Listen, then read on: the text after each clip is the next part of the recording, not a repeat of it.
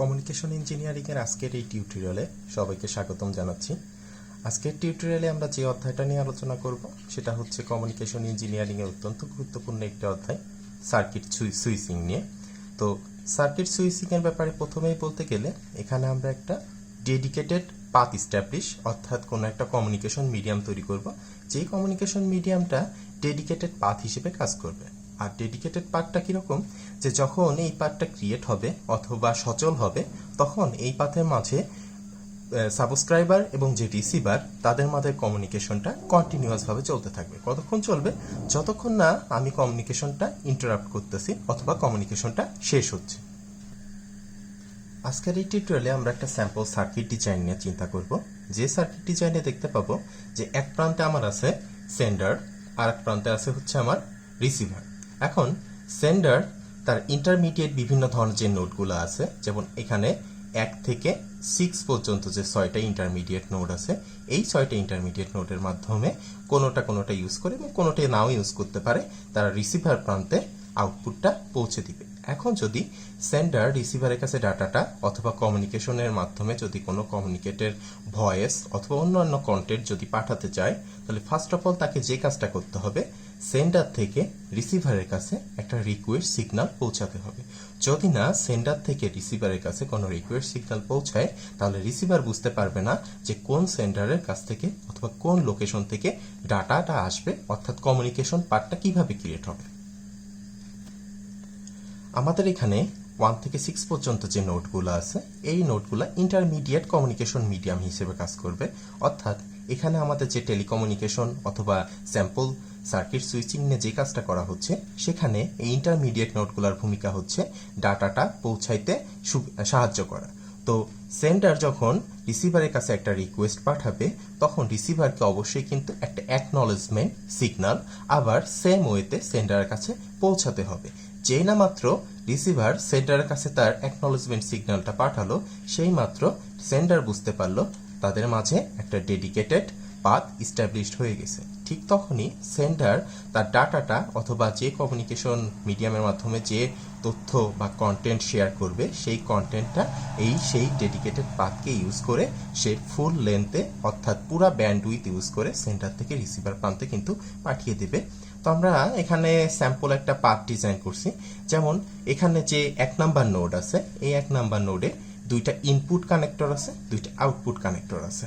তো ইনপুট কানেক্টরের সাথে যখন সেন্ডার প্রান্তের কমিউনিকেশন ক্রিয়েট হয়, তখন দেখা যাচ্ছে যে 1 নাম্বার ইনপুট কানেক্টরটা 2 নাম্বার আউটপুট কানেক্টরের সাথে কানেক্টেড হয়ে সে একটা কানেকশন ইস্টাবলিশ করবে কার সাথে? 4 নাম্বার নোডের সাথে।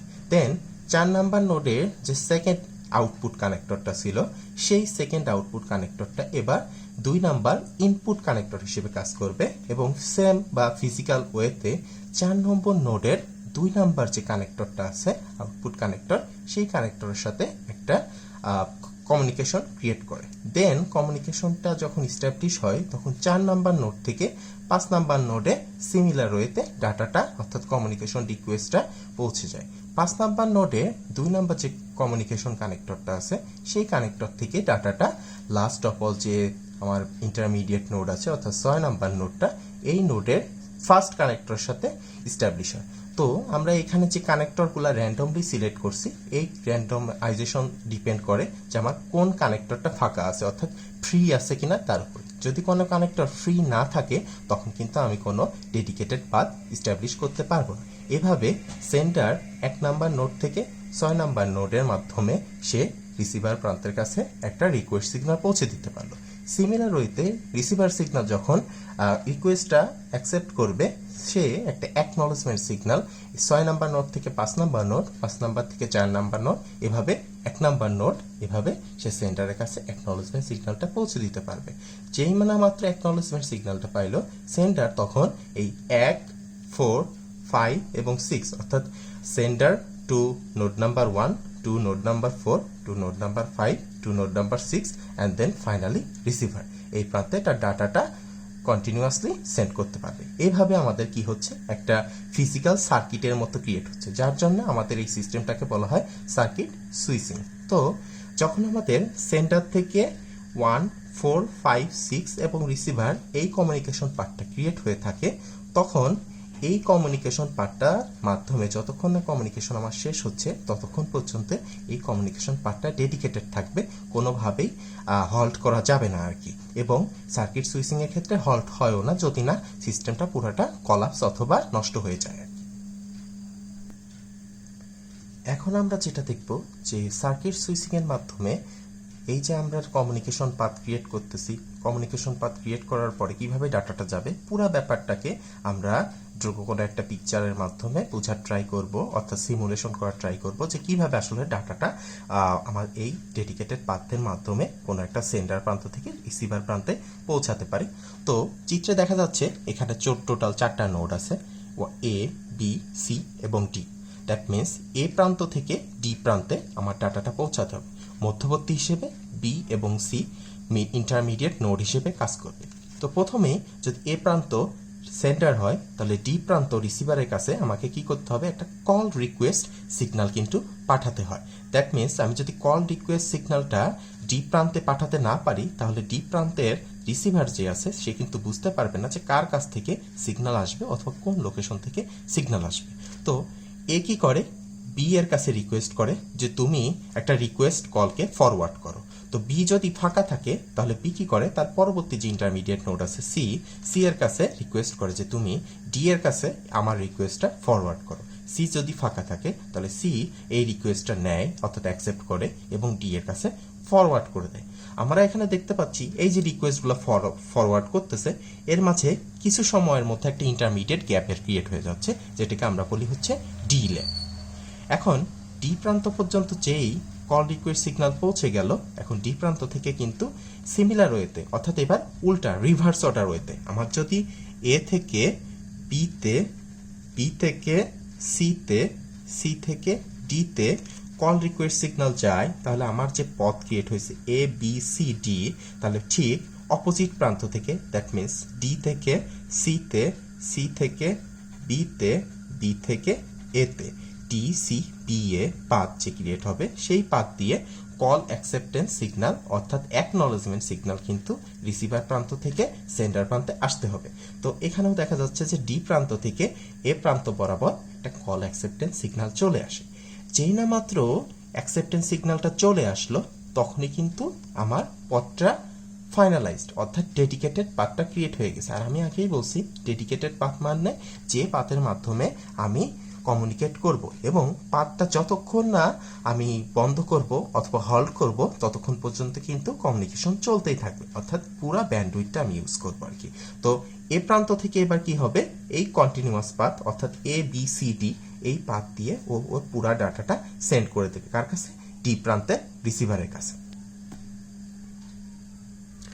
ডাটার প্রথম অংশ আমি দেখতে পাচ্ছি এ টার্মিনাল থেকে বি টার্মিনালের কাছে যায়, that means A B trunk. এখানে ট্রাঙ্কটা হচ্ছে পোর্শন অর্থাৎ এ বি পোর্শনে ডাটাটা পাস হয়ে গেছে। দেন এ বি পোর্শনের ডাটা যখন বিসি পোর্শনের কাছে যায় তখন A B পোর্শনে new data entry করে।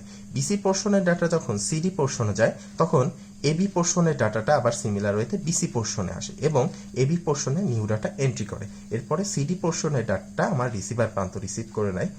এরপরে এই প্রান্তে কিন্তু ফাঁকা হয়ে যাচ্ছে, ফাঁকা হওয়ার পর বিসি প্রান্তের ডাটাটা এবার সিবি প্রান্তে আসবে এবং এবি প্রান্তের ডাটাটা আবার বিসি প্রান্তে আসবে। এভাবে সিডি প্রান্তের ডাটাটা আবার সিমিলার ওয়েতে আমার রিসিভার প্রান্তে আসলো এবং বিসি প্রান্তের ডাটাটা আবার সিডি প্রান্তে আসবে। দেন ফাইনালি সিডি প্রান্তের ডাটাটা আবার রিসিভারের কাছে সেন্ড হয়ে যাবে। এভাবে পুরা এবি বিসি সিডি এভাবে ট্রাঙ্ক আকারে পুরা ডাটাটা আমার সার্কিট সুইচকে ইউজ করে এক প্রান্ত থেকে অপর প্রান্তে পৌঁছে যায়। তো আমরা এটাকে বলি হচ্ছে data passing through circuit switching process.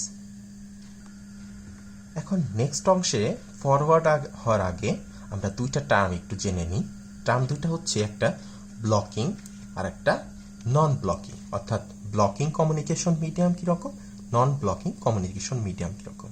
নাম দেখেই বোঝা যাচ্ছে যে ব্লকিং কমিউনিকেশন মিডিয়ামে আমার কমিউনিকেশনটা ব্লক হয়ে যাবে, অর্থাৎ আমাকে বাধা দিতে পারবে। বাট নন ব্লকিং কমিউনিকেশন মিডিয়ামে কোনো বাধা বা হিন্ডারেন্স ইন্টারমিডিয়েট মাধ্যমে আসতে পারবে না। অর্থাৎ আমি যে নোডের সাথে যে নোডের কানেকশন ক্রিয়েট করতে চাইবো, সাথে সাথে আমি সেই নোডের সাথে সেই নোডের ইন্টারমিডিয়েট কানেকশন বিল্ড আপ করতে পারবো। তো ব্লকিং নেটওয়ার্ক তাকেই বলা হয় যখন দেখা যাবে কোনো একটা নেটওয়ার্কে যতগুলো নোড আছে সব নোড যদি বিজি থাকে, অর্থাৎ সবাই সবার সাথে কানেক্টেড, দ্যাট মিনস আমি নিউ কোনো কানেকশন স্ট্যাবলিশ করতে পারবো না, তখন এই ধরনের কানেকশন মিডিয়ামকে বলা হয় ব্লকিং নেটওয়ার্ক।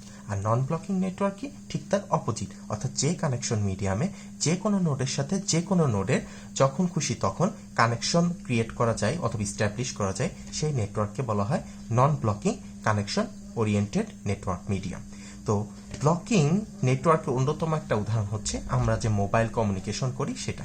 কারণ এক প্রান্তের সেন্ডার যখন আরেক প্রান্তের রিসিভারের সাথে কথা বলে, তখন কথা বলার মাঝে যদি ইন্টারাপ্ট ঘটে তাহলে কিন্তু একজন আরেকজনের কথা তার কাছে পুরোপুরি প্রকাশ করতে অর্থাৎ ফুললি দিতে পারবে না। আমি যদি এমন হয় যে এক প্রান্তের সেন্ডার আর এক প্রান্তের রিসিভারের সাথে যখন কথা বলতেছে, তখন অপর কেউ যদি ওই রিসিভারের সাথে রিকোয়েস্ট করে আর একটা কলের এবং তাকে যদি আমি সুযোগ দিই কল করার, তাহলে দেখা যাবে যে ওইখানে একটা কনজেশন ক্রিয়েট হয়ে যাচ্ছে। কনজেশনটা কি? অনেকটা ট্রাফিক জ্যামের মতো, যে একটা ছোট্ট জায়গা দিয়ে আপনি এট এ টাইম একটা গাড়ি পাস হয়ে যাইতে পারে, বাট এট এ টাইম যদি একের অধিক গাড়ি ওখানে চলে আসে তাহলে তখন সিরিয়ালি একটার পর একটা ডাটা অথবা একটার পর একটা রিকোয়েস্ট কনসিডার করতে হয়। অর্থাৎ একজন যতক্ষণ না তার রিকোয়েস্ট কমপ্লিট হচ্ছে ততক্ষণ পর্যন্ত তাকে কি করতে হবে? টাইম দিতে হবে যে তার কমিউনিকেশনটা কমপ্লিট করা। দেন তার কমিউনিকেশন যখন শেষ হবে তখন তার ডেডিকেটেড পার্টটা আমি সুইচ করে আরেকজনের কাছে প্রোভাইড করব। তো এই ধরনের নেটওয়ার্কিং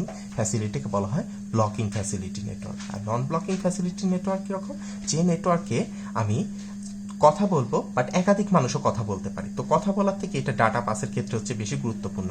অর্থাৎ আমরা ইন্টারনেট ব্রাউজ করে যখন কোনো কিছু ডাউনলোড করি বা আপলোড করি কোনো একটা ফাইল, তখন দেখা যায় ফাইলের কিছু একটা অংশ আপলোড হচ্ছে, তখন সেকেন্ড যদি ইউজার সেম ওই কমিউনিকেশন মিডিয়াম দিয়ে আর একটা ফাইলের অংশ আপলোড করতে চাই, কোনো সমস্যা হবে না, কারণ আমি ফার্স্ট ইউজারকে তখন কিছুক্ষণের জন্য ওয়েট করায় রাখতে পারবো। সেকেন্ড ইউজারকে এবার সুযোগ দিব যে হ্যাঁ তুমি এবার 1 সেকেন্ড অথবা 2 সেকেন্ডের জন্য ডাটাটা আপলোড করো। দেন সেকেন্ড ইউজারে যখন একটা পোর্শন আপলোড করা হয়ে গেল, তখন আমি সিরিয়ালি আবার প্রথম ইউজার ফার্স্ট ইউজারকে সুযোগ দিব এবার পরবর্তী অংশটা সে আপলোড করার সুযোগ পাবে। অর্থাৎ অনেকটা এটা টাইম ডোমেইনের মতো আর কি। অর্থাৎ ফিক্সড একটা ডোমেন সবাইকে প্রোভাইড করা হবে, একটা নির্দিষ্ট টাইম পর পর সে সুযোগ পাবে, এই সুযোগটা শেষ হলে সে আরেকজন ইউজার সুযোগ পাবে। এই ধরনের নেটওয়ার্ককে বলা হয় নন ব্লকিং নেটওয়ার্ক। তো নন ব্লকিং নেটওয়ার্কগুলো বেসিক্যালি ডাটা কানেকশনের জন্য ইউজ হয়, আর ব্লকিং নেটওয়ার্ক ভয়েস সিস্টেম বা ভয়েস কলের জন্য ইউজ হয়ে থাকে। এখন আমরা প্রিভিয়াস যে দুইটা টার্ম পড়ছি, একটা হচ্ছে ব্লকিং এবং নন ব্লকিং নেটওয়ার্ক, দুইটা উদাহরণ দেখবো, যে ব্লকিং নেটওয়ার্কের উদাহরণ এবং নন ব্লকিং নেটওয়ার্কের উদাহরণ। আমরা দুইটা উদাহরণে কিন্তু আমরা আমাদের মেইন যে উদ্দেশ্য অর্থাৎ সার্কিট সুইচিং তার সাথে কোরিলেট করে পড়বো। তো স্পেস ডিভিশন সুইচিংকে আসলে দুইভাবে ভাগ করা যায়। তার মধ্যে প্রথম যে সুইচিংটা আছে সেটা হচ্ছে ক্রসবার মেট্রিক্স সুইচিং সিস্টেম। এখন আমাদের এখানে যে ছবিটা আমরা ভিডিওতে দেখতে পাচ্ছি, এটা হচ্ছে ক্রসবার মেট্রিক্সের একটা উদাহরণ, যেখানে 10টা ইনপুট লাইন আছে সিরিয়ালি 1 to 10 এবং 10টা আউটপুট লাইন আছে। দ্যাট মিনস আমরা এটাকে একটা ম্যাট্রিক্সের মতো চিন্তা করতে পারি। কি ম্যাট্রিক্স? 10 into 10 সাইজের একটা ম্যাট্রিক্স। তাহলে 10 into 10 সাইজের ম্যাট্রিক্সে আমাদের টোটাল ক্রস পয়েন্ট থাকার কথা কয়টা? 100। এখানে কিন্তু 10টা ইনপুট লাইন এবং 10টা যদি আউটপুট লাইন থাকে তাহলে আমার টোটাল ক্রস পয়েন্ট আসার কথা হচ্ছে 100, কারণ এটা হচ্ছে একটা স্কোয়ার সাইজের ম্যাট্রিক্স। তো এই স্কোয়ার সাইজের ম্যাট্রিক্সে যে 100টা ক্রসিং পয়েন্ট ক্রিয়েট হবে, প্রত্যেকটা ক্রসিং পয়েন্ট কিন্তু এক একটা সুইচের মতো কাজ করবে। তো একটা সুইচ আসলে কি রকম? সুইচ হচ্ছে একবার অন হইতে পারে, একবার অফ হইতে পারে। যখন অন হবে তখন তার মাধ্যমে কমিউনিকেশন বা কমিউনিকেট করা যাবে, আর যখন অফ হবে তখন সার্কিটটা ইনকমপ্লিট থাকবে। দ্যাট মিনস আমি কমিউনিকেট করতে পারবো না। যেহেতু আমরা এখানে কমিউনিকেশন নিয়ে কথা বলতেছি, দ্যাট মিনস এই সুইচের মাধ্যমে আমরা কমিউনিকেশন পাতি কিন্তু ইস্টাবলিশ করার ট্রাই করব। সাপোজ আমরা 4 নাম্বার যে ইনপুট লাইনটা আছে, এই 4 নাম্বার ইনপুট লাইনের সাথে আমরা ট্রাই করব যে 8 নাম্বার যে আউটপুট লাইনটা আছে, এই 8 নাম্বার আউটপুট লাইনের একটা কমিউনিকেশন ক্রিয়েট করার জন্য। তার মানে আমার 4-এর সাথে যদি 8-এর ইন্টারসেক্ট করতে হয়, তাহলে কোন পয়েন্টে ইন্টারসেক্ট করবে? এই পয়েন্টে ইন্টারসেক্ট করবে। দ্যাট মিনস 4 তার প্রত্যেকটা ইন্টারমিডিয়েট সুইচ অর্থাৎ ইনপুট লাইন থেকে কয়টা সুইচ আছে, 1 2 3 4 5 6 7 7টা ইন্টারমিডিয়েট সুইচকে কিন্তু অতিক্রম করে তার ফাইনাল আউটপুট সুইচের কাছে আসতে হবে।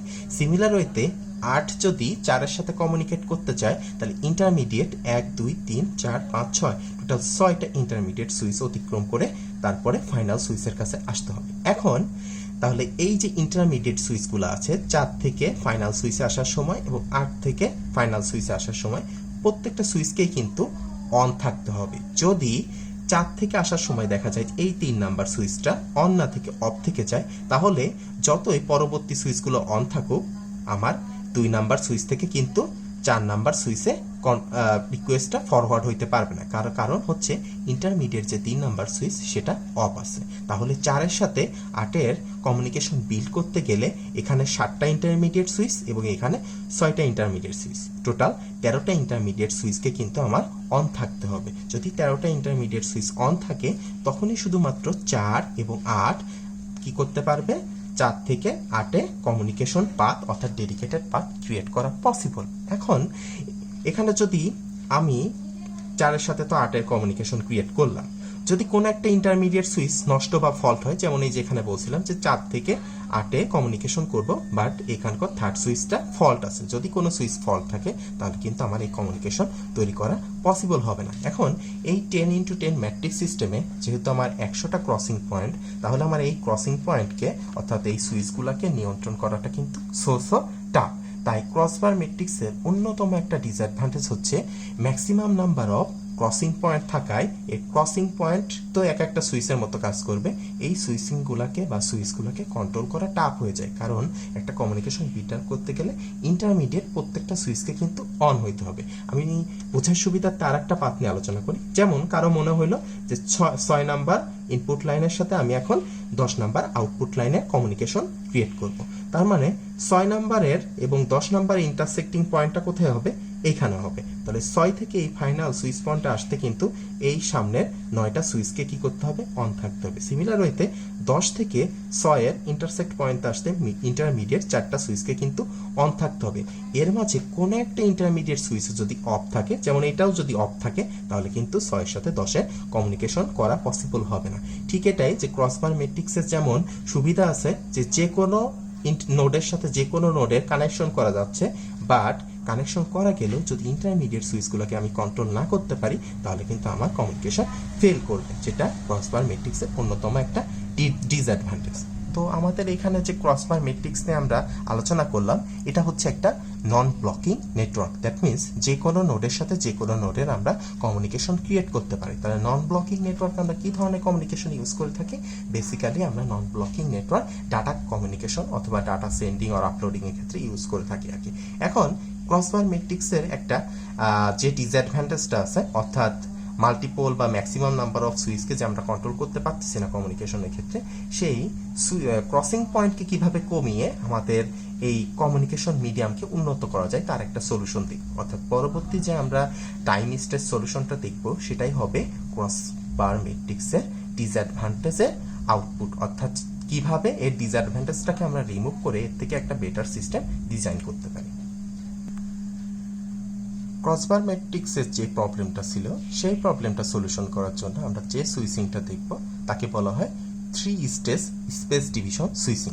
কারণ এটা একটা first stage, intermediate second stage এবং লাস্ট অর থার্ড স্টেজ থাকে। অর্থাৎ 3টা স্টেজে আমরা টোটাল 10x10 সুইচিংটা দেখাবো। 10x10 সুইচিং মানে কিন্তু 100টা ক্রসিং পয়েন্ট, যেটা আমরা অলরেডি ক্রসবার ম্যাট্রিক্সে দেখে গেছি। এখন আমাদের উদ্দেশ্য ক্রসবার ম্যাট্রিক্সে যে 100টা সুইচ বা ক্রস পয়েন্ট, এই ক্রস পয়েন্টের সংখ্যা কমায় দেয়। কিভাবে কমাবো? আমরা স্টেজ নাম্বার অফ স্টেজ বাড়ায় ক্রসিং পয়েন্টকে দেখানো হবে যে কিভাবে কমানো পসিবল। এখানে দেখা যাচ্ছে 1 থেকে 10 পর্যন্ত কিন্তু 10টা ইনপুট লাইন আছে। তার মানে এর আগে আমরা যে ক্রসবার ম্যাট্রিক্সের 10টা ইনপুট লাইন নিয়েছিলাম, ঠিক সিমিলার আমাদের এই 3 স্টেজ স্পেস ডিভিশন সুইচিং এও কিন্তু 10টা ইনপুট লাইন, এবং আমাদের এখানে 10টা আউটপুট লাইন, 1 থেকে 10 পর্যন্ত 10টা আউটপুট লাইন আছে। তার মানে এর আগেও যে সুইচিং টেকনোলজি ছিল, আমাদের এই সুইচিং টেকনোলজির মধ্যে বেসিক কোনো ইনস্টিংক্ট বা ডিফারেন্স নেই। বাট ডিফারেন্সটা হচ্ছে এখানে আগে আমাদের যে ডিসঅ্যাডভান্টেজটা ছিল, এখন আমরা সেই ডিসঅ্যাডভান্টেজটাকে রিমুভ করবো, অর্থাৎ নাম্বার অফ ক্রস পয়েন্টকে কমিয়ে আমরা পুরো কমিউনিকেশন সিস্টেমটাকে আরেকটু আপগ্রেড করার ট্রাই করব। তো এখানে 3টা স্টেজে ভাগ করা হয়েছে। তো আমরা যদি দেখি যে এখানে যে ইন্টারমিডিয়েট নোডটা আছে, ফার্স্ট অপনের নোড, সেই নোডে 5টা ইনপুট লাইন এবং 2টা আউটপুট লাইন। তাহলে টোটাল এখানে ক্রসিং পয়েন্ট কয়টা তৈরি হবে? 5টা ইনপুট লাইনের সাথে 2টা আউটপুট লাইন হাইস্ট কয়টা ক্রস করতে পারে? 10টা ক্রস করতে পারে। তো এটা বোঝার জন্য আমি একটু সিমুলেট করি। তো নাম্বার অফ ক্রস পয়েন্টের ব্যাপারটা আমি একটু সিমুলেট করার জন্য একটু সহজ করে নিছি, যে কিভাবে দেখেন যে এখানে টোটাল 5টা কিন্তু ইনপুট লাইন নিয়েছি 1 থেকে 5 পর্যন্ত, এবং 2টা আউটপুট লাইন নিয়েছি। তাহলে 5টা ইনপুট লাইনকে যদি 2টা আউটপুট লাইন ইন্টারসেক্ট করে, তাহলে হাইস্ট কতটা আমি ইন্টারসেক্টিং পয়েন্ট পাবো?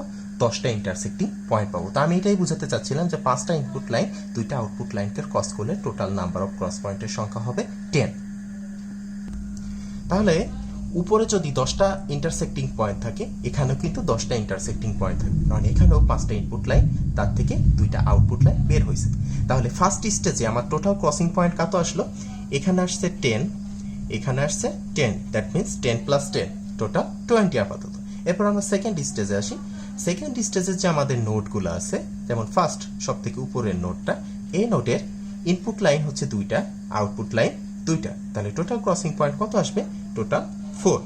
এরপর আমরা নিচের সেকেন্ড স্টেজের যে নিচের নোডটা আছে, সেখানেও দেখতেছি 2 ইন্টু 2, কারণ 2টা ইনপুট লাইন 2টা output line, total crossing point হচ্ছে 4। তাহলে আগে ছিল হচ্ছে আমার ক্রসিং 20, এখন এর সাথে 4 আর 4 যোগ করে 28। এরপর আসি আমরা থার্ড স্টেজে। থার্ড স্টেজে দেখা যাচ্ছে এখানে ইনপুট লাইন 2টা, বাট আউটপুট লাইন 5টা। আবার নিচের নোডেও ইনপুট লাইন 2টা, আউটপুট লাইন 5টা। দ্যাট মিনস টোটাল 10টা করে ক্রসিং পয়েন্ট ক্রিয়েট হবে। তাহলে আমার আগে ছিল 28, এখন এর সাথে 20 যোগ করি, 10 প্লাস 10, তাহলে টোটাল কত আসবে? 48। তাহলে নাম্বার অফ ক্রসিং পয়েন্টের সংখ্যা কিন্তু হবে 48। আমাদের আগে যে ক্রসবার মেট্রিক ছিল, ওখানেও কিন্তু 10টা ইনপুট লাইন ছিল, 10টা আউটপুট লাইন ছিল। আমাদের এখানেও 10টা ইনপুট লাইন, 10টা আউটপুট লাইন। বাট আগে যদি আমাদের 100টা ক্রসিং পয়েন্ট থাকে, আমি এখন স্টেজিং করে ভাগ করে দেওয়ার কারণে ক্রস পয়েন্টগুলো কমে 100 থেকে কততে চলে আসছে? 48-এ চলে আসছে। তো আগে যদি 100টা ক্রস পয়েন্টকে কন্ট্রোল করা কঠিন হয়ে থাকে, এখন কিন্তু ক্রসিং পয়েন্ট কমে যাওয়ায় আমার টোটাল কমিউনিকেশন মিডিয়ামটাকে কন্ট্রোল করা কম্পারেটিভলি ইজি হয়ে যাবে। তার মানে আগে কমিউনিকেশন করতে গেলে সুইচগুলা, অর্থাৎ ইন্টারমিডিয়েট সুইচ যদি নষ্ট হতো বা ফল্ট হতো, তাহলে কমিউনিকেশন করতে গেলে যে প্রবলেম বা হিন্ডারেন্সগুলো আসতো, এখানে কিন্তু প্রবাবিলিটির দিক থেকে সেটা কমে যাবে। তো আমাদের কিন্তু এটাই উদ্দেশ্য ছিল, ওইখানে যে ডিসঅ্যাডভান্টেজটা ছিল, সেই ডিসঅ্যাডভান্টেজটাকে আমরা এখানে রিমুভ করব। এখন আমরা একটু কমিউনিকেশন ডেডিকেটেড পাথগুলো একটু অ্যানালাইসিস করি। আমরা যদি নিচের এই নোটটা নিয়ে চিন্তা করি, তো দেখতে পাচ্ছি এখানে 1 থেকে 5 পর্যন্ত টোটাল 5টা ইনপুট লাইন আছে। তো 1 নাম্বার যে ইনপুট লাইনটা আছে, এই 1 নাম্বার ইনপুট লাইনটা তার যে প্রথম আউটপুট লাইন আছে প্রথম নোডে, সেই আউটপুট লাইনের সাথে ইন্টারসেক্ট করার পরে কি করছে? সে সেকেন্ড স্টেজে এ নামক যে কানেক্টর পয়েন্টটা আছে, সেই ইনপুট লাইনটা ইউজ করে সে তার আউটপুট লাইন দিয়ে বের হয়ে কি করছে? ই নামক কানেক্টরের সাথে অ্যাড হয়ে 1 নাম্বার আউটপুট লাইনের সাথে ডেডিকেটেড পাথ ক্রিয়েট করে। তার মানে 1 নাম্বার ইনপুট লাইনের সাথে আমার এখানে কানেক্টেড পাথ কত? 1 নাম্বার আউটপুট লাইন। আবার এখানে 5 নাম্বার যে ইনপুট লাইনটা আছে, সেই ইনপুট লাইনটা দেখা যাচ্ছে যে প্রথম স্টেজের যে আমার নোডটা আছে, সেই নোডের উপরের দিকের যে দ্বিতীয় আউটপুট লাইনটা আছে, সেই আউটপুট লাইনের মাধ্যমে কানেক্টেড হয়ে সে কি করছে? সেকেন্ড স্টেজে সি নামক ইনপুট লাইনের সাথে কানেক্ট হয়ে, আর সেকেন্ড স্টেজ থেকে বের হয়ে কি করছে? সে থার্ড স্টেজে 5 নাম্বার যে আউটপুট লাইনটা আছে, সেই আউটপুট লাইনের সাথে সংযুক্ত হয়েছে। দ্যাট মিনস 1 থেকে 1, এখানে 1টা হচ্ছে ইনপুট পোর্শন, এটা 1টা হচ্ছে আউটপুট পোর্শন। এখানে হচ্ছে 5 number input portion, output portion. তার মানে ইনপুট লাইন 1-এর সাথে আউটপুট লাইন 1, ইনপুট লাইন 5-এর সাথে আউটপুট লাইন 5-এর 2টা পথ ইস্টাবলিশড হয়ে আছে। এখন যেহেতু আমার ফার্স্ট স্টেজের নোডের টোটাল আউটপুট ক্ষমতা হচ্ছে 2, এবং 2টা পাথই কিন্তু অলরেডি কি হয়ে আছে? ইন ইউজ হয়ে আছে, কারণ একের সাথে একের যখন পাথ হয়েছে তখন এটা অলরেডি ইন ইউজ, আবার 5-এর সাথে 5-এর যখন পাথ ইস্টাবলিশ হয় তখনও ইন ইউজ, কারণ এই পাথ এখনো আমি ডিস্ট্রয় করি নাই। এখন যদি আমার এমন হয় যে আমি 2 নাম্বার ইনপুট লাইনের সাথে 4 নাম্বার আউটপুট লাইনের একটা কমিউনিকেশন ক্রিয়েট করব, সাপোজ 2 নাম্বার ইনপুট লাইনের সাথে 4 নাম্বার আউটপুট লাইনের আমি একটা কমিউনিকেশন পাথ ক্রিয়েট করতে চাই, কিন্তু আমি কি পারবো কমিউনিকেশন? দেখা যাক। 2 নাম্বার ইনপুট লাইনটা এখন ফার্স্ট স্টেজের যে নোডের 2টা আউটপুট লাইন আছে, 2টা আউটপুট লাইনে কিন্তু ব্যবহৃত অবস্থায় আছে, তো অর্থাৎ কোনোটাকে ইউজ করতে পারবে না। যদি ও এইটাকে ইউজ করতে চায় তাহলে বাধা দিবে হচ্ছে 1 নাম্বার ইনপুট লাইনের সাথে 1 নাম্বার আউটপুট লাইনের যে ডেডিকেটেড পাথ আছে সেই ডেডিকেটেড পাথকে বাধা দিবে, কারণ আমরা জানি যে সার্কিট সুইচিংয়ে একটা পাথ যখন ইস্টাবলিশ হয়ে যায়, যতক্ষণ না তার কমিউনিকেশন করা শেষ হচ্ছে ততক্ষণ পর্যন্ত ওই পাথ বা ওই পাথের মধ্যে ইন্টারমিডিয়েট যতগুলো নোড বা কানেক্টর আছে কাউকে সে ইউজ করতে দেবে না। আবার 2 নাম্বার থেকে আমরা 4 নাম্বার তো কানেকশন ইস্টাবলিশ করব, তাও আমরা তো প্রথম অংশটা ইউজ করতে পারি নাই, এখন দেখি যে এটা ইউজ করতে পারি কিনা। এটা আমরা ইউজ করতে পারবো না, কেননা 5 নাম্বার ইনপুট লাইনের সাথে 5 নাম্বার আউটপুট লাইনের সাথে যখন কানেকশন ইস্টাবলিশ হয়েছে তখন দেখা গেছে এই পাথটা অলরেডি ইউজ। তার মানে 2 যদি এই কানেক্টরের কাছে অলরেডি রিকোয়েস্ট করেও এই কানেক্টর তাকে বলবে যে আমি অলরেডি ইন ইউজ, অর্থাৎ 5-এর সাথে আমি কানেক্টেড হয়ে আছি, এখন আমি কোনো কমিউনিকেশন পাথ ক্রিয়েট করতে পারবো না। দ্যাট মিনস নেটওয়ার্কটা অনেকটা ব্লকিং এর মতো আচরণ করতেছে, অর্থাৎ আমি ইচ্ছা করলেই যে আমি যে কোনো নোডের সাথে যে কোনো নোডে কানেকশন ইস্টাবলিশ করব সেটা আমি পারবো না। তো এই যে 3 স্টেজ স্পেস ডিভিশন সুইচিংটা ছিল, এটা ছিল হচ্ছে ব্লকিং নেটওয়ার্কের একটা উদাহরণ, এবং আমরা কিন্তু উদাহরণ দিয়ে বোঝানোর ট্রাই করছি আর কি। তো এই ছিল আজকে আমাদের সার্কিট সুইচিং এর টোটাল টপিকগুলো। তো আশা করি যে সবাই বুঝতে পারছেন আপনারা। আর যদি কোনো প্রবলেম থাকে তাহলে কমেন্টের মাধ্যমে জানালে আমরা সেটাকে সলিউশন করার ট্রাই করব। Thank you everybody, thank you.